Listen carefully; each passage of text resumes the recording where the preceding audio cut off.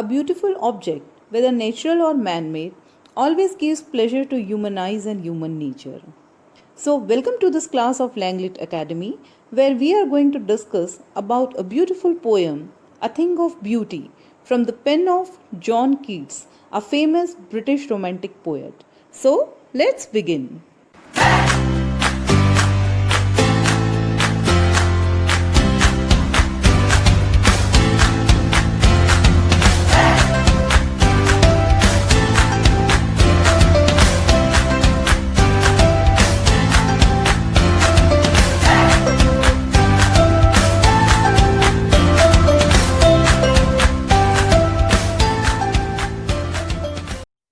Before discussing the poem, let us learn something about John Keats. John Keats was a famous British romantic poet and he was born in London in the year 1795. He died in Rome in 1821 at a very young age of 25 years because he was suffering from tuberculosis. He was an English romantic poet. Here, romantic poet means the person who writes about nature and beauty. John Keats was a great worshipper of beauty. You can find this theme in most of his poems, especially his odes. Now let us try to understand something about the poem. This poem is based on Greek mythology. Greek mythology means the ancient stories of gods and goddesses of Greece. This is the story about a shepherd named Endymion. Endymion one day has a vision in his dream about Diana or Cynthia. Now, who is this Diana and Cynthia? She is the moon goddess, and he falls deeply in love with her. He begins to search her everywhere. Quest here means search. He begins to search her everywhere. He roams through forests, through seas, and every nook and corner of the earth in search of goddess Diana, that is the moon goddess.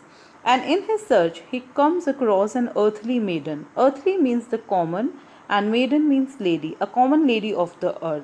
And ultimately, this common lady is who? She is goddess Diana herself. Now let us understand what is the central theme of this poem. This central theme can be divided into three different points. First of all, the poet says that a beautiful thing is the source of endless joy. Means we receive a joy that never ends from any object that is beautiful or that one finds beautiful. Secondly, the poet says that the object gives us a pleasure. A beautiful object gives us a pleasure which never ends, which never fades away. When we look at the objects of the beauty, we feel very happy.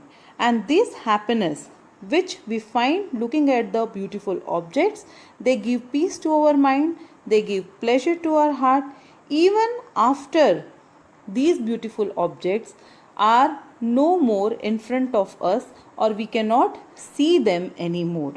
Thirdly, a beautiful object is like a shady shelter. Shady shelter means it gives shelter to our mind, it gives peace to our mind. And when our mind is at peace, we go through sweet dreams, we have good health, our mind is relaxed, and we can enjoy a deep sleep. And this deep sleep ultimately gives us good health. Let us understand the poem line by line. A thing of beauty is a joy forever.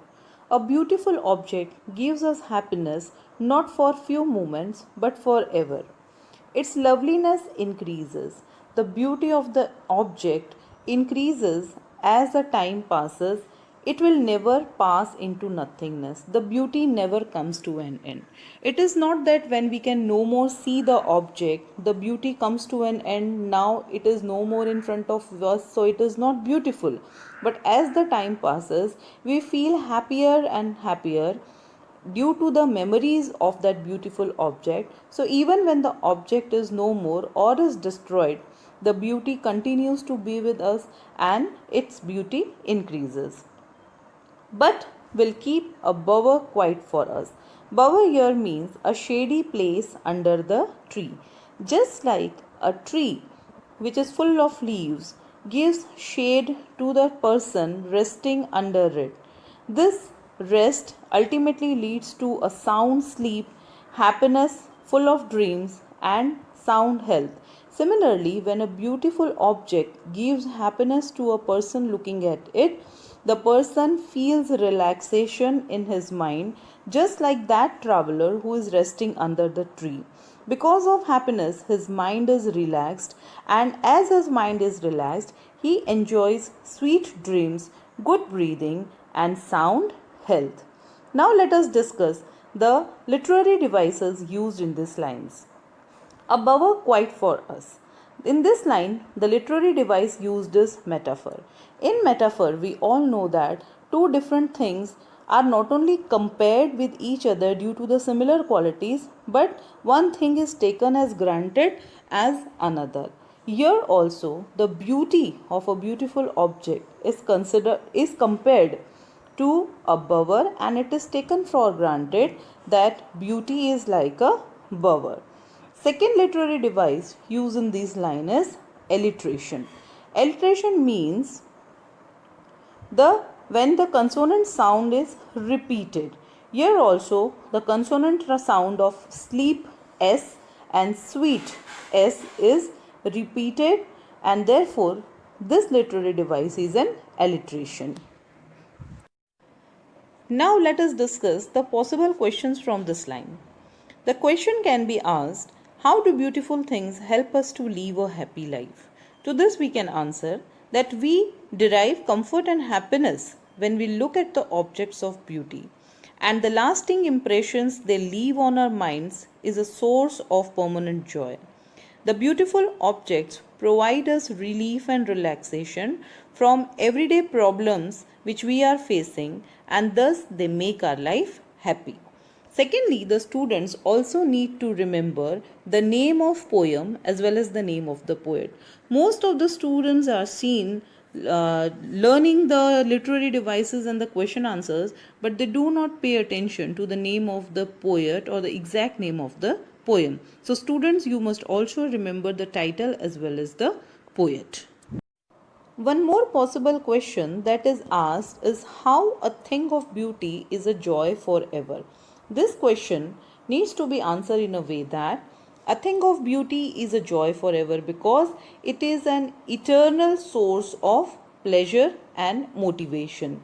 The happiness given by a thing of beauty never fades away. Instead, its loveliness keeps on increasing as the time moves. Therefore, on every morrow are we wreathing a flowery band to bind us to the earth. Here the poet says that every next morning, on every new morning of our life, we are wreathing. Wreathing means kind of creating something of a circular shape, just like a band or a flower where two ends are tied together. This kind of band ties us to the earth, makes our bond with this earth strong. Here the poet means to say that it gives us strength to live life on earth. Why we need strength to live life on earth? Because there is despondence.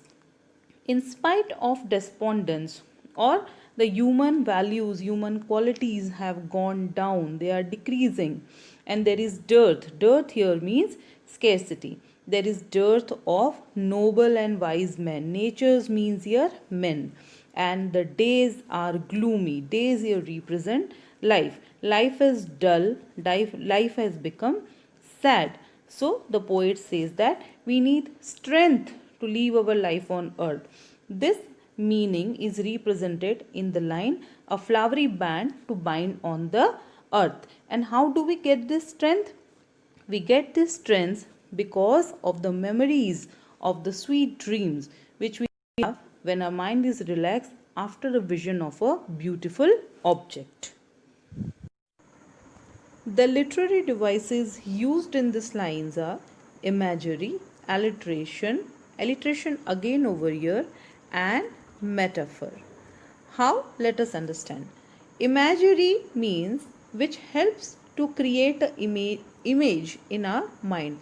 a flowery band. When we read these, an image of a band made up of flowers is created immediately in our mind.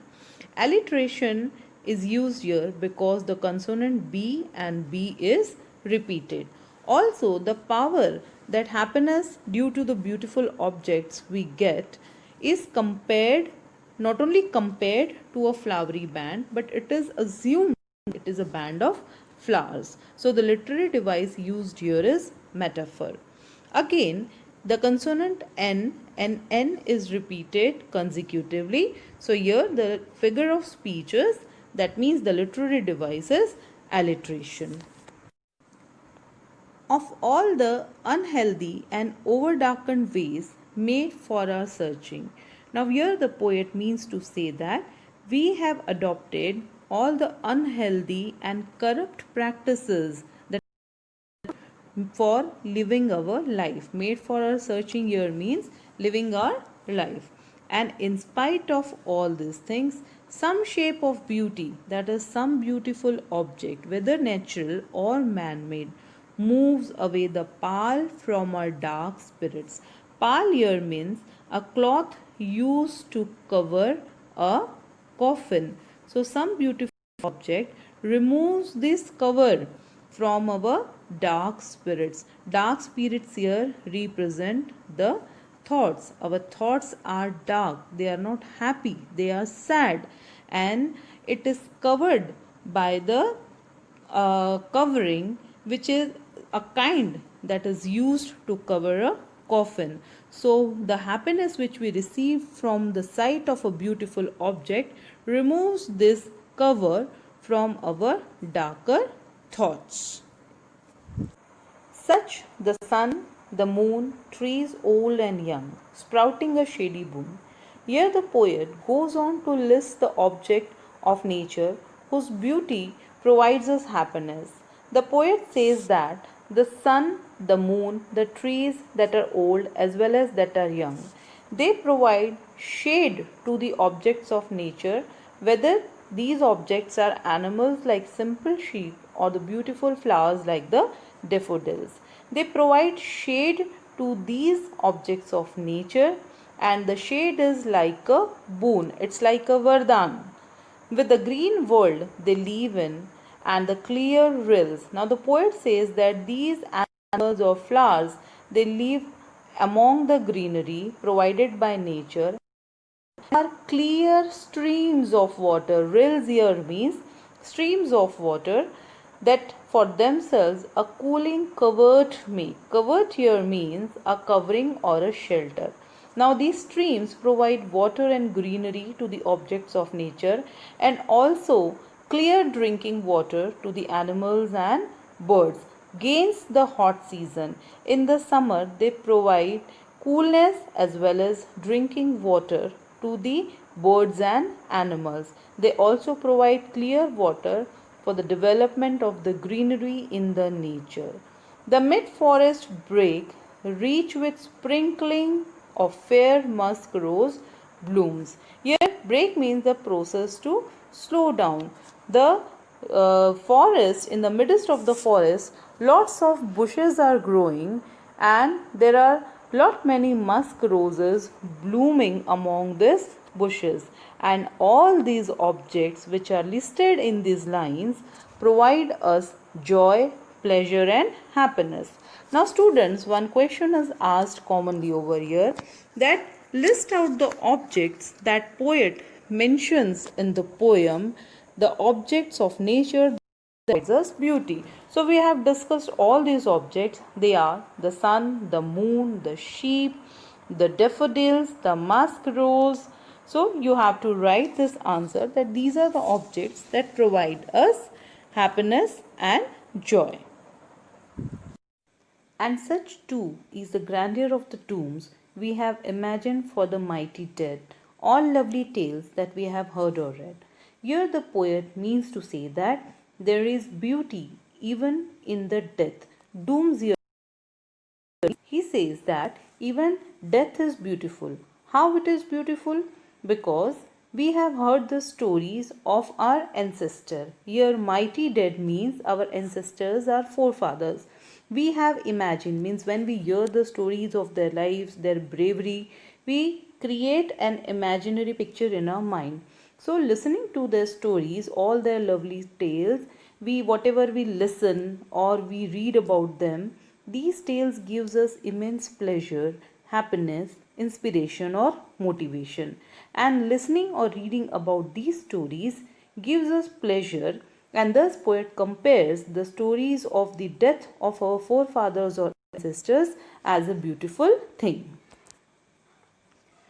And this is just like a fountain of immortal drink. Here immortal drink means a drink lives becomes immortal. He never dies. So the poet compares the beauty of the life of the dead or ancestors or our forefathers to an endless fountain of drink, and this drink is being sent to us, poured to us from the heavens brink. Brink here means a kind of a edge of a pot or a kind of a jug. So the poet imagines that this pleasure, this happiness which we get after listening to the stories of our ancestors is like a fountain of immortal drink, the drink which never ends.